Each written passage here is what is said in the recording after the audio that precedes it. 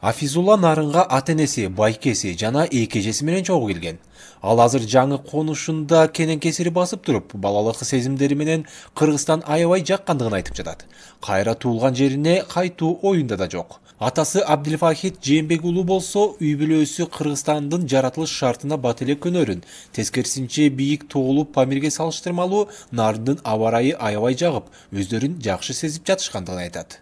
Абадын айырмасы эми биздин жерлерде эми күн аябай суук болот. Эми канча градуске жеткен суук канча немесин ону биле албайбыз. Ама аябай катуу суук болот.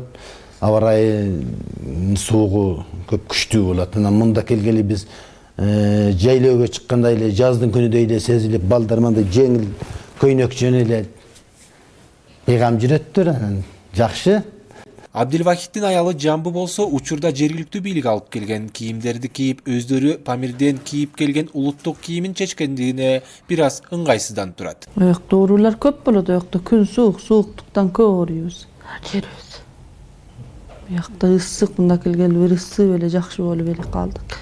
Жумшап эле мамырап эле жатып калдык.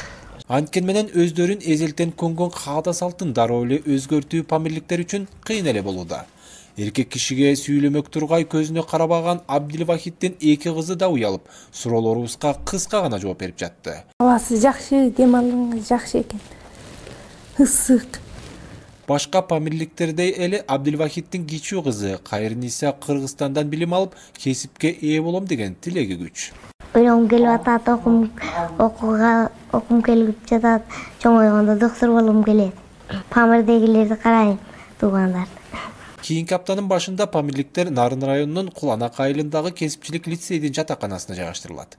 Андан соң акырындык менен Нарын шаарына чыгып, элге аралашуу аракеттери көрүлөт. Мирлан Кадыров, Азаттык, Нарын облусу.